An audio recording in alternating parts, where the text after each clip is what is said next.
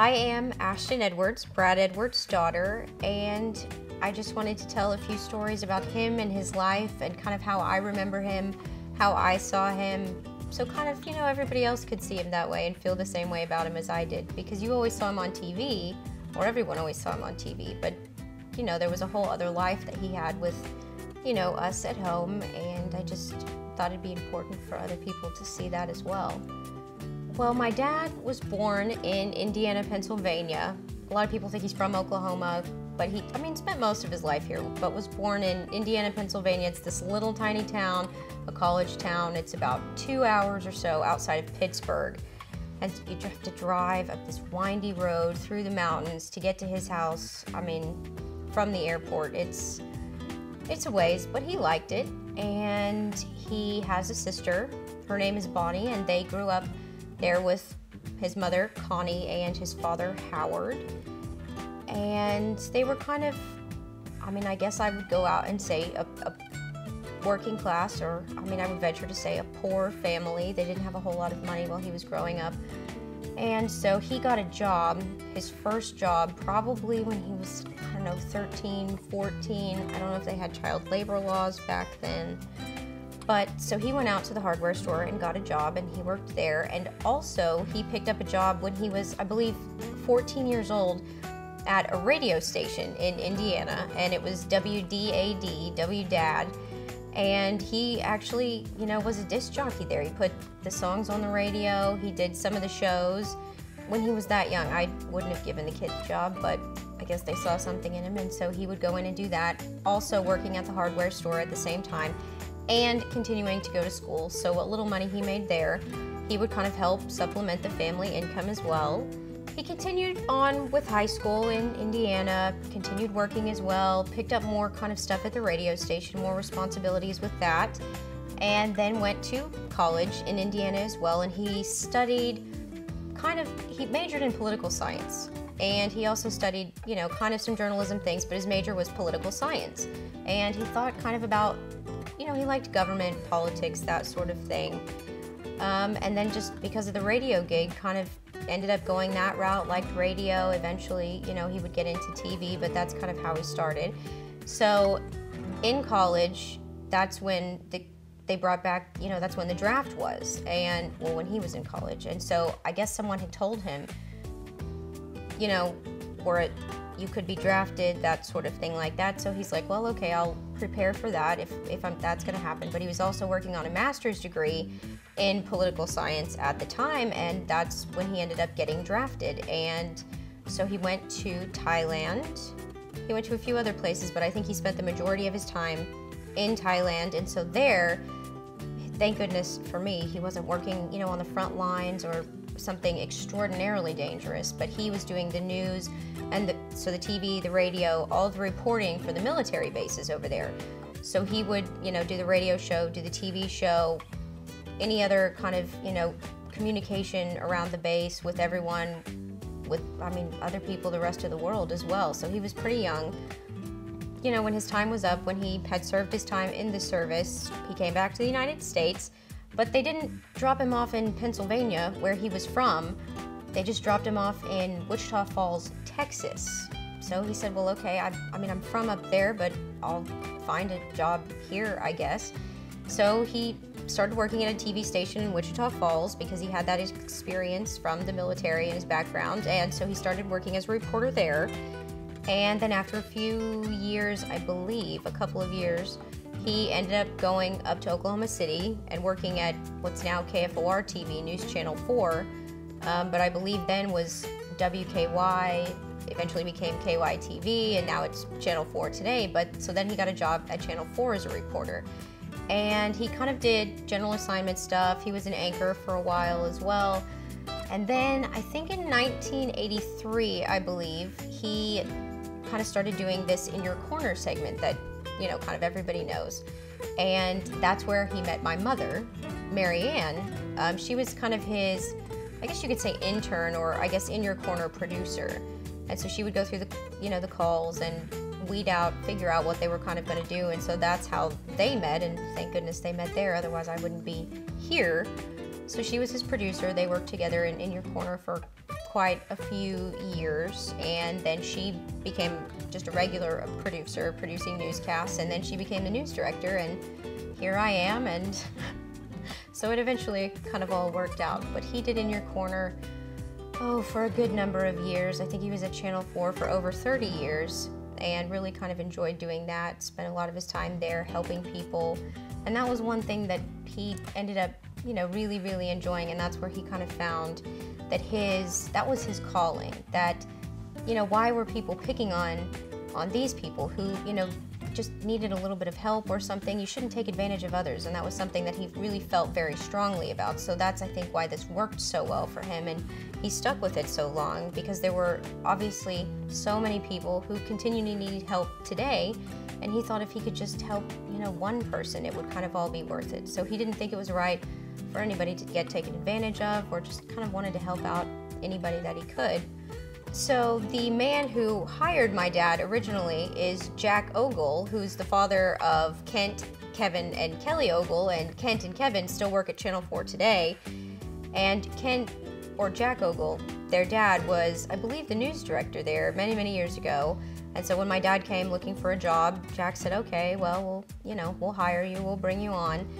And I think that's something that's really nice about the station and about the history and about kind of, you know, our family and all of our friends as well, because it's always been kind of a family experience, I feel like, to everyone, and I feel like, you know, others feel that way as well, because Jack Ogle was there, the news director, so he's got his sons working with him as well, and then there's Bob Barry Jr. and Sr., and Bob Sr. started there. I worked with Jack Ogle as well, I believe, and so then Bob Jr. came along, and so he started doing the sports there, and then my dad worked there, and now I work at Channel 4 as well. And I think that's something that's very nice that you can't say about a lot of other stations and a lot of other groups of people, that it's kind of a very close family kind of atmosphere, that you are working with your family members and these people that either I've grown up with or that you know they've known for years and years. And I think that's so nice to be able to work next to and have that kind of camaraderie. So it's always been with Linda. I'm sure they all feel like Linda Kavanaugh is part of the family as well, because they've been there for so long, worked with each other so long, and they all kind of are family with each other. So I think that's something very nice. So working in your corner for so many years, you run into a lot of people that get to help, which is nice, and you also run into a significant amount of people that maybe are not, that I guess are just not, that are bad guys, I guess, kind of, that you're helping, you know, the other people, you're helping them with their problems, so you're always going to run into somebody who's causing the problem. So a number of times he's had, you know, doors shut in his faces, he's been kicked out of places, he's been threatened physically, mentally, you know, send people to the house, we're going to sit outside your house. I mean, there have been some scary things. There have been some funny things too, that, you know, people escort him off the property and that sort of thing. I do remember one story specifically. Now, this one wasn't exactly a person coming after him, it was a thing coming after him. There was this doctor, I think, that he was looking into, that there were a certain amount of businesses that were just throwing like files, important and private files of patients, into the garbage. Not shredding them, not doing anything with them. They would just throw them out in the trash. Well, you can't do that. You can't have people's personal information just out for anybody to go into the dumpster and pick up. So at night, he and his photographer at the time, Mark Dillard, would go out into these dumpsters and kind of go through them, literally dumpster diving, to look for these people's personal documents. And almost every single time they would find just big trash bags of people's social security numbers, addresses, information, patient history, all of that just in the garbage. Well, obviously it's not good to have out there. So one time they're doing one of these stories, and it's during the day, and he's shooting kind of a stand-up in the piece. And so they get this dumpster that they find that's luckily empty, and so he's going to stand in the dumpster and say, you know, his piece about he's dumpster diving and he's looking out for you. And in Oklahoma, the wind comes sweeping down the plains, and that's just how it is here. So he gets in the dumpster, and his photog has the camera and is waiting for the shot, and he's going to, you know, stand in the dumpster and say his piece. Well, the wind comes right up behind him as he's in the middle of his spiel and throws the big dumpster lid down right on top of his head. So we have that on camera, and that's very, very nice to have and pretty funny to see as well. So it's not always the people that are after him, it's sometimes the objects he works with as well. And one of the things that kind of comes with the territory of being on TV and helping all these people is kind of no matter where we would go, somebody would recognize him. They would see him and recognize him. They would hear his voice and recognize him. And to me, that was always a sense of pride. Like, wow, my dad must be doing really cool things and helping a lot of people. If all these people, one, recognize him, and two, want to talk to him and tell them kind of about their problems or something like that, he must be an awesome guy if that's what's happening. So that was always very neat to me. And it didn't matter kind of where we were. My mom's family lives in New York City, so one time we were on a New York City subway, minding our own business, riding along, and this couple from kind of down the way comes over, and they said, "We saw you from across the subway, and we know you." And my dad's like, "No, I don't live here, you don't know me." And they're like, "Oh yes, we live in Oklahoma. We know you're Brad Edwards, and we just wanted to say hello." So it doesn't even matter where you are. No matter where you go, somebody would probably recognize him. So that was pretty neat to me. We were also in London one time. My uncle lived in London for a number of years. And we were in the Victoria and Albert Museum. And I had on an OU sweatshirt. And so one of the guys protecting the exhibits came over to me and he says, "Oh, I know that team." And I said, "There's no way. Like, I live across the pond." And he says, "No, I know the Sooners. They're very good at football." And so he comes over because he sees my sweatshirt, and then he looks at my dad and he says, I think I recognize you. I think I've seen you before." And my dad says, "No, we're not from here." And he says, "I've seen you on TV. I know that." And my dad's like, "I cannot believe this, that we're how many thousand miles away, and there were still people that would recognize him and come up to him." So to me, I think that's an amazing thing, a really amazing legacy to have people across the world who, well, that just shows you how small the world is, that people so many thousand miles away would even recognize you. With both parents working at the station, I grew up in the newsroom, I would say. I would be there a couple of times a week to visit my parents, to kind of see what was going on. And they just kind of let me have free reign over the place, and I don't know why now that I think about it, because I would, go into this office, get into this box, play with this video, go sit on the studio, be out there, you have to get off the set, we have to do the newscast, but they had the swivel chairs out there. I mean, a kid loves those swivel chairs. So Linda would let me sit out there with her. I wouldn't be on camera, but she would let me, be out there while she was doing the news. So that was at least nice. But I would run around and get into people's makeup and things, and I was really kind of a terrible child, and I feel bad about that now, but they let me do it. So, but I think growing up in the newsroom was a good thing, that I would say. I think I learned probably more there than I've learned in a lot of other places in my life, because I got a lot of first-hand kind of experience and got to see things that I would say not a lot of people other people got to see or kind of experience the way that I got to. Even though I was young, I mean, they would allow me to, tell me what was going on, or what this big news event was, or good or bad. I think it was a very good educational experience, because I got to see all of those things that maybe most other people didn't see. Like, probably one of my earliest memories is the bombing, April 19th, 1995. My parents had to be at the station, for days because of this huge, horrible news event. So I got to kind of see, everything that kind of happened, the victims, the family members, who did this, what's kind of going on. And I got to be involved and see most of that before most other people got to see that. And I was young, but I think that, I would do the same thing. I think that's such a great experience to be able to have, to see all of that stuff.